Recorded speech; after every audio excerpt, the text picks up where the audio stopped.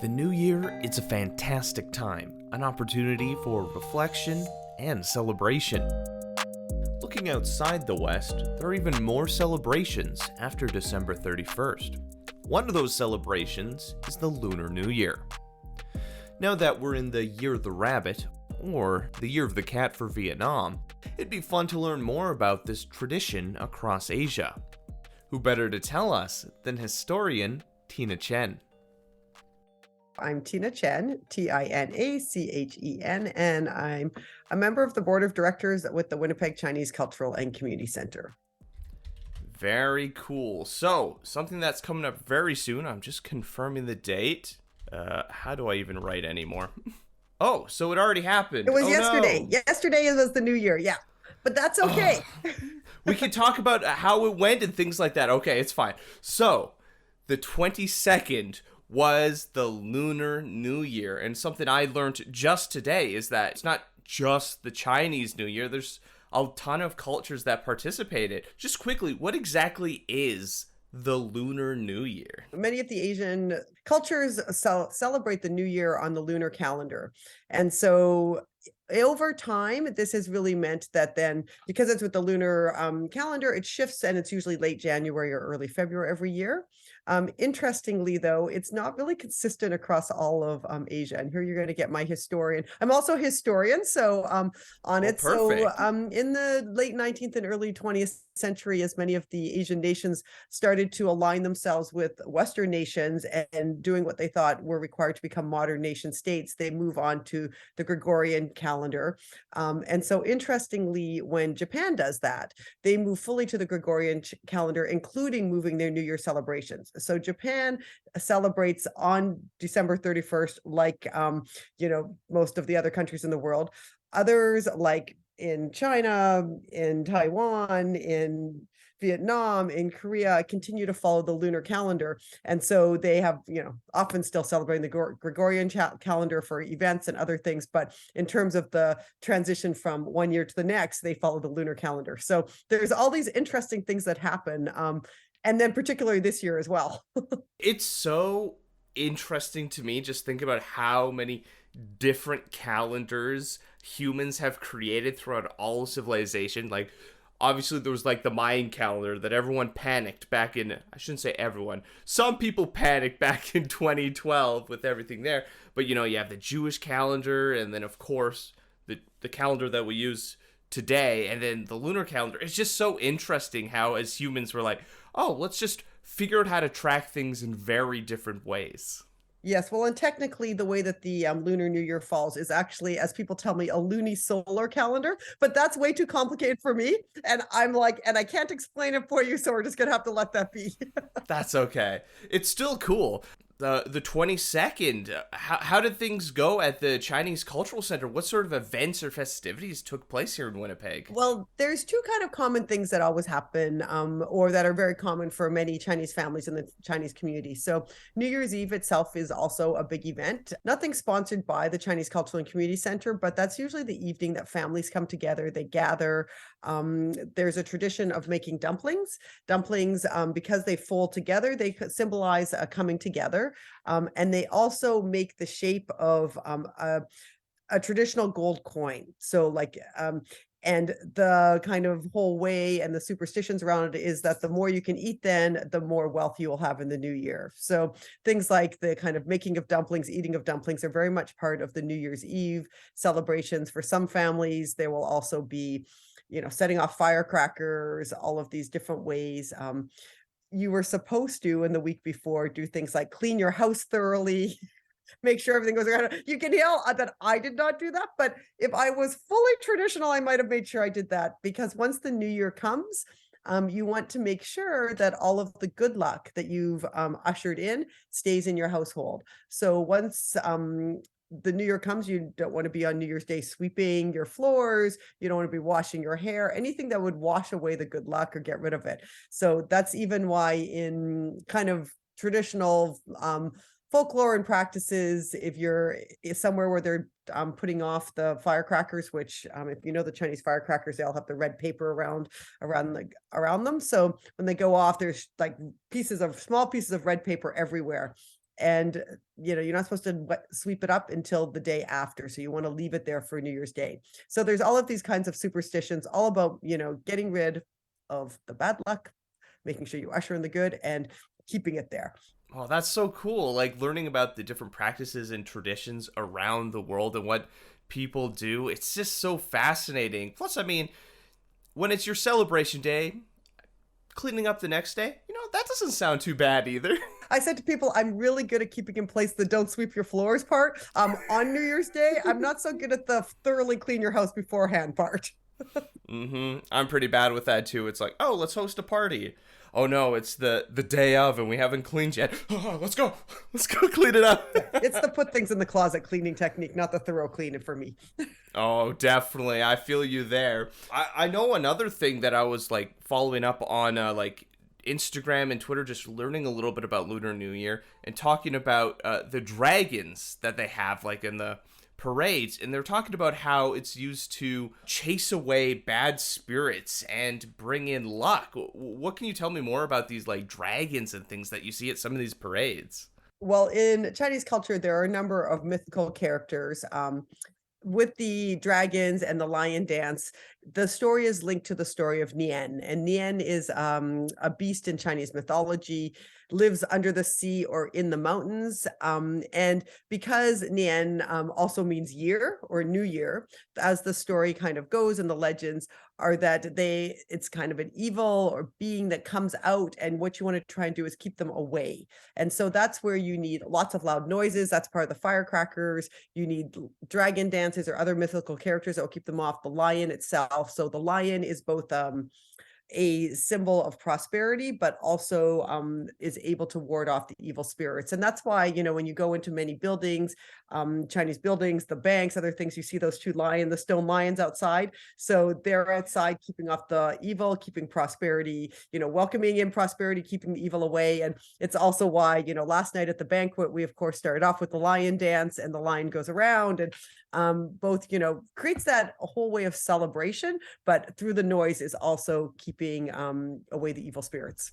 Wow, that's so cool. I didn't realize that. Yeah, but now that you mentioned it, when you're thinking about all these like different like Chinese cultural places, you're like, that's right. There are always like lions standing out there. That's so cool. I never thought of that. Wow.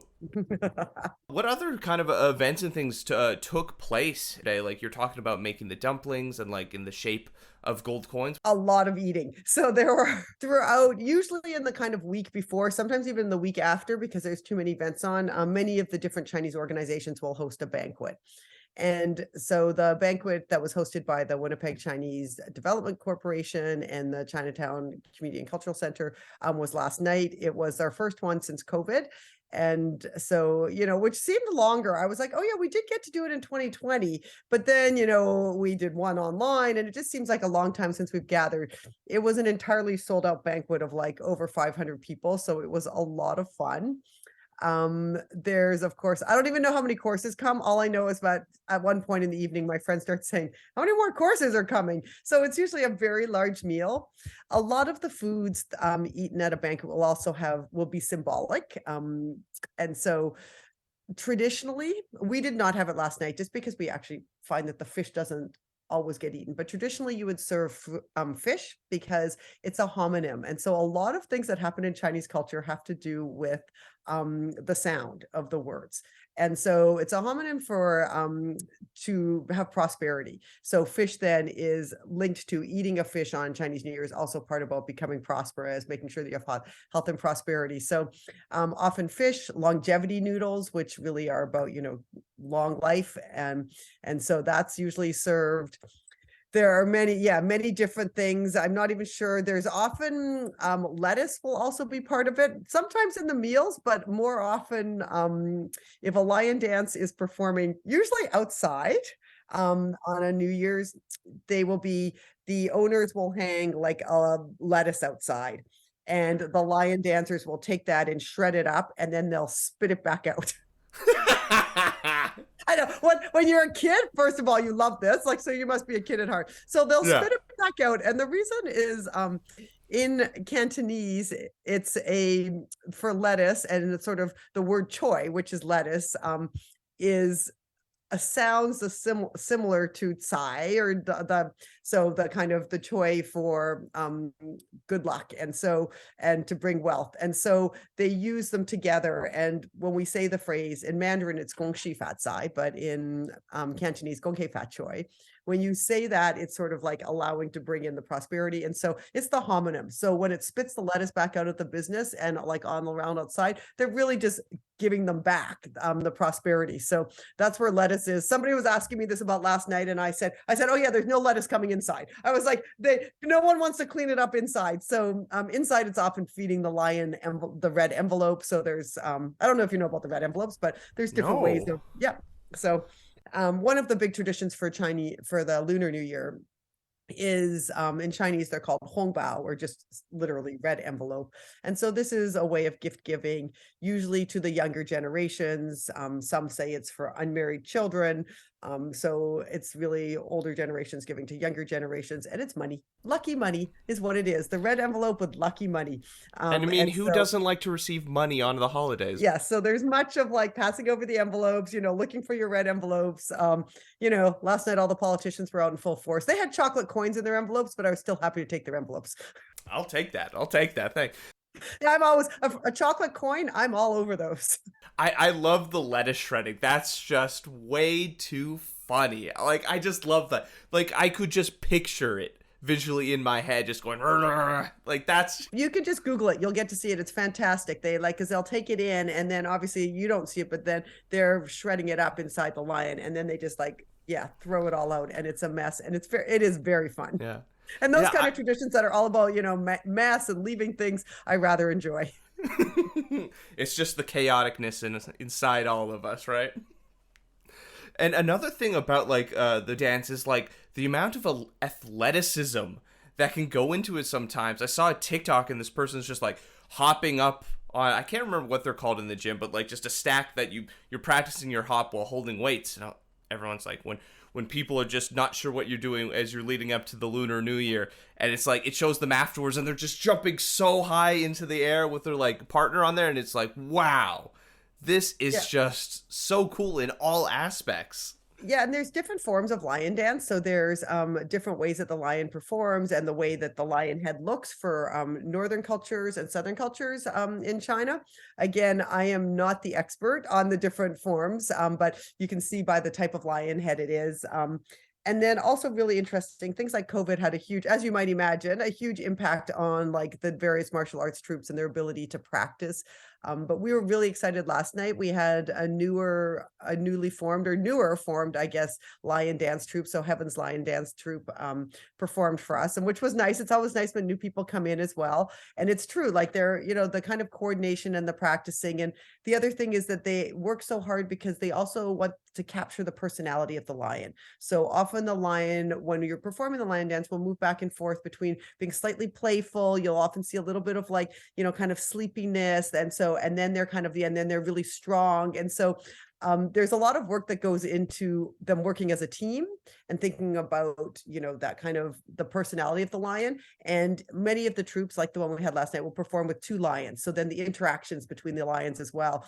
And when done well, you forget that there's people in them. And it's really, it's quite an amazing performance. So another really cool aspect of the Lunar New Year is the change to the zodiac. So this is the year of the rabbit. So if you can you describe a little bit about the symbolism around the zodiacs, as well as what does the year of the rabbit kind of entail? The Chinese zodiac is very, it's fun and it's interesting, and it's actually even much more complicated than just the 12 zodiac animals. So there's as are all of these. Yes. So there's the 12 animals. And one of the things that's interesting about this year that I've been talking about a lot with people is that for the Chinese, Korean, Malaysian, almost all the Asian cultures that celebrate the Lunar New Year have the year of the rabbit, except for Vietnam. This year they have the year of the cat.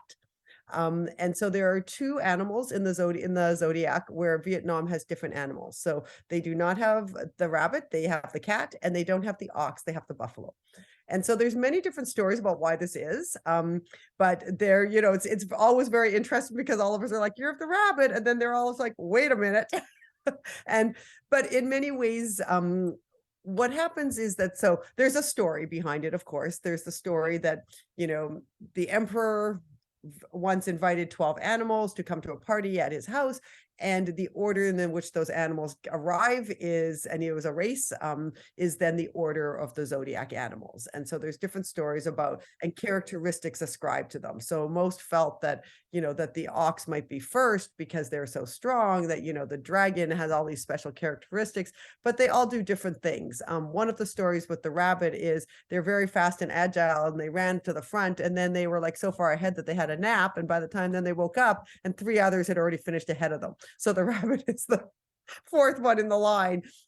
So there's many of these different kind of tales that are linked to what we think are characteristics of the animals. So, rabbits said to be kind of agile and quick, smart, but also, more docile, kind of calm. And so that's where many of the astrologers are predicting kind of, they say it's going to be a year of hope based on that it's becoming more calm, a little bit more reflective. Some are saying that rabbits like to burrow, so you're going to see people wanting to buy new houses. I don't know, maybe they haven't really read about mortgage rates when they put that out. So, so there's all of these different ways. And then also the characteristics of that animal are often associated with individuals who are born in that year. One of the things to remember, though, is that there's often a misunderstanding that if it's your year, so if you're a rabbit, if you're 12, 24, 36, that this is going to be a good year for you. And actually, the year that you're born and when it comes down to the year generally are not good years for you. Those are years where you have to be very careful. So everyone's always like, cool, it's my year. And I'm always like, yeah, you're not supposed to be quite so excited about that. And so you see a lot of the astrology telling you, who's gonna what they think will be best for people in any given year and what months to watch out for. I know I've been told to watch out for September and December. I'll see whether that comes true. And so in addition to the 12 zodiac animals, there's also the 5 elements. And so the 5 elements, if I always forget one, but let's see how I do. Wood, water. Oh my goodness, I'm gonna have to I don't know why I always forget these, and I should just start reeling them off and not think so much when I say them. Um, Wood, water, metal, fire, air, Okay. maybe. Okay. But there's the 5 elements, and so those go in a 5-year cycle. So this year it's the year of the water rabbit. So that also, and then in this totally interesting way, then people explain to you, so it's the water, so anything, but then they're like water nourishes wood. And so then there's all these ways where there's kind of a groundedness of it. And they sort of say like an earthy groundedness that they're expecting with the year. And then there's also an alternating cycle between yin and yang. So kind of what they think is feminine or masculine, and these come back. So we are on the white rabbit in the yin year. And so, but all that seems way too complicated for things. And so everyone just goes, you're the rabbit. Cool. Let's stick with that.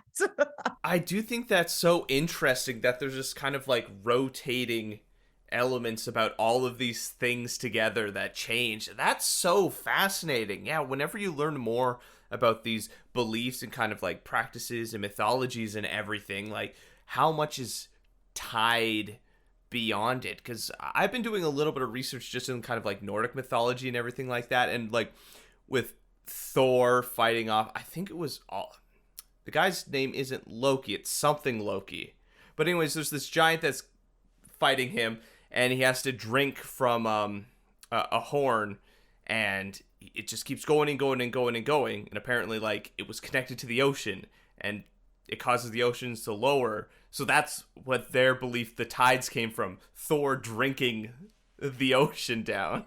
Yeah, there's so many interesting ones. And I always think of where people's like, that Chinese zodiac seems so complicated. And I always say, yeah, it's the same if you're following sort of, a Western or astrological signs. And then, like people like me just know what sign they are. And then others are like, what's your rising sign? What's this? What time were you born? And they can add in all the layers. And I think so when we look at like Chinese geomancy, it's very much the same where, there's kind of the high level and the kind of biggest broad ones. And then as people work through, the different moments in which year and how things align and, and see what they can predict. I always just say, well, if you keep going far enough, you should find something you like. That's what.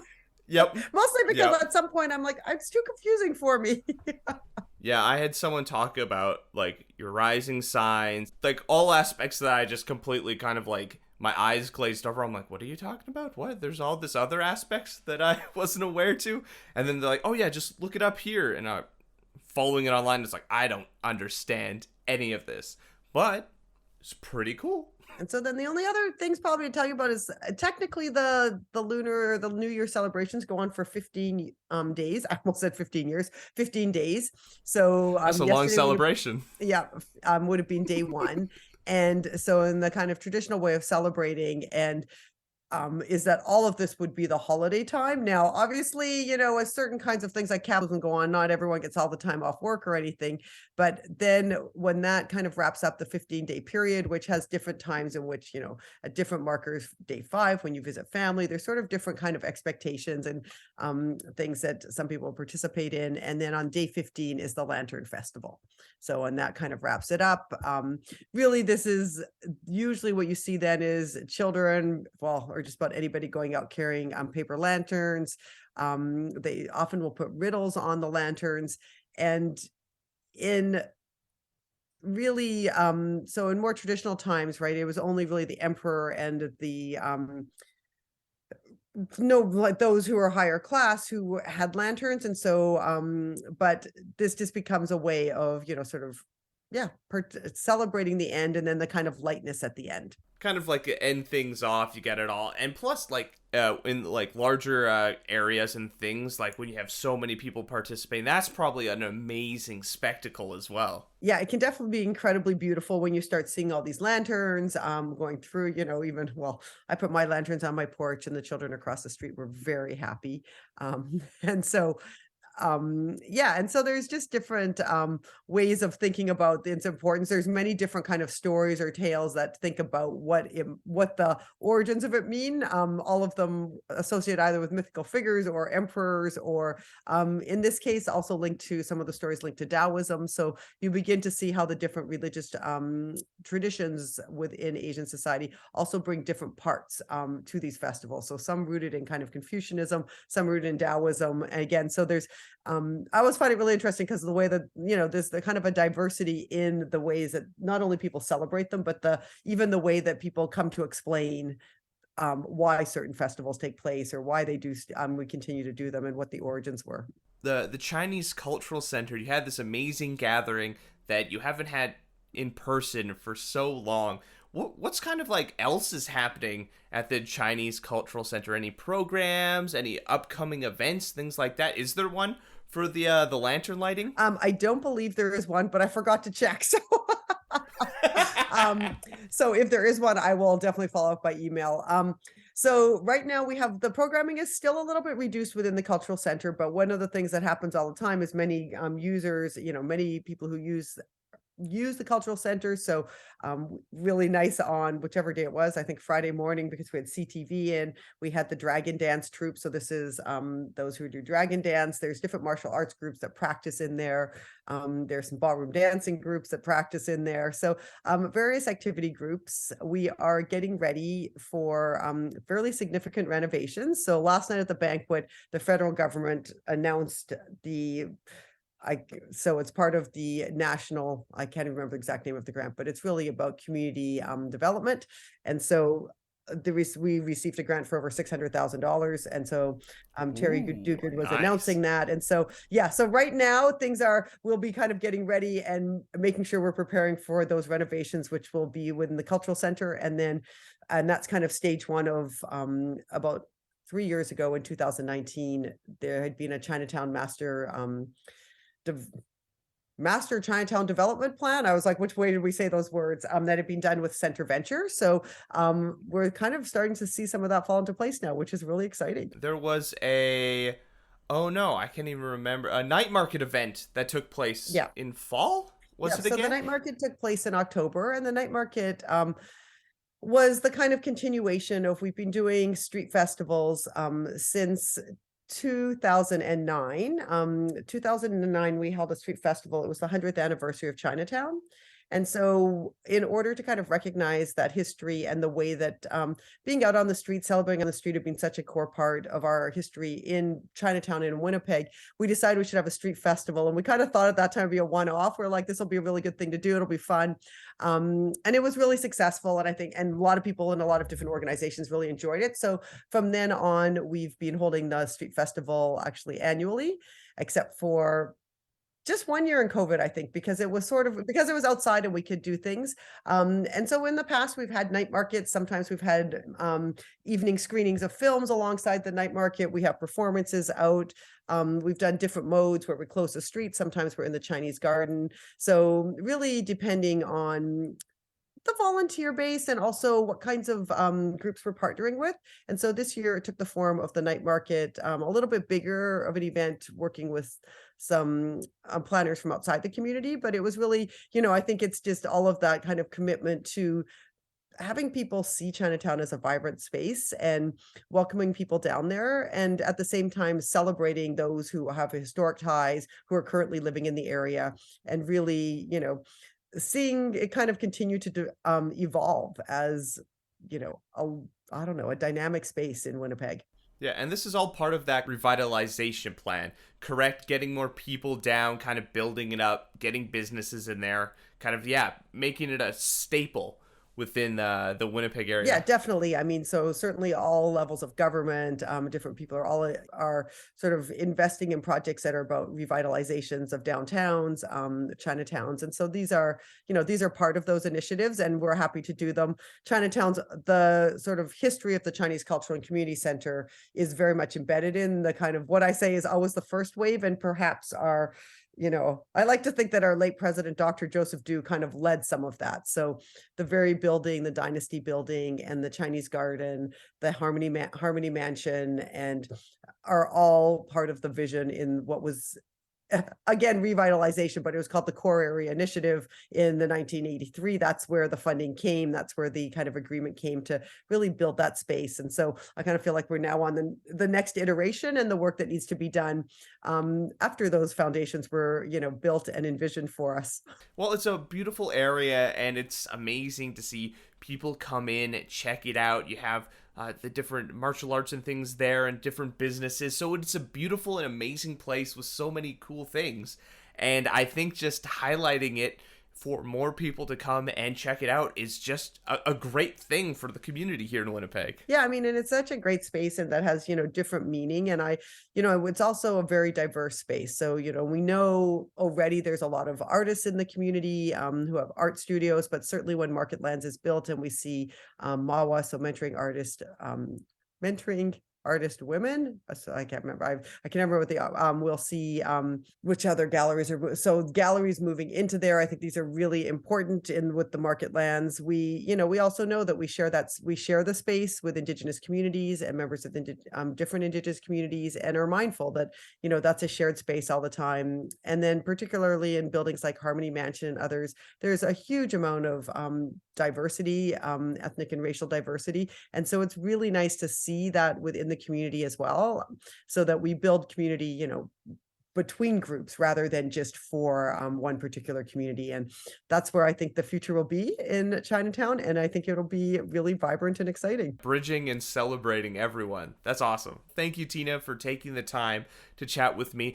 Where can people go to find out more about what's going on at the Chinese Cultural Center? They can go to the website. So WCCCC, it's 4 C's, WCCCC.ca. There's also a Winnipeg Chinatown website where some of the events are put up there. And yeah, and that's the best way. There's a lot of different organizations across the city. So depending on who you're following, but I think you can, starting at WCCC.ca is a good start. Have any stories you'd like us to share or communities we should highlight? Leave a comment on our social media or reach out to us on our website. I'm Ryan Funk. This was You Talk. And have yourself a good one.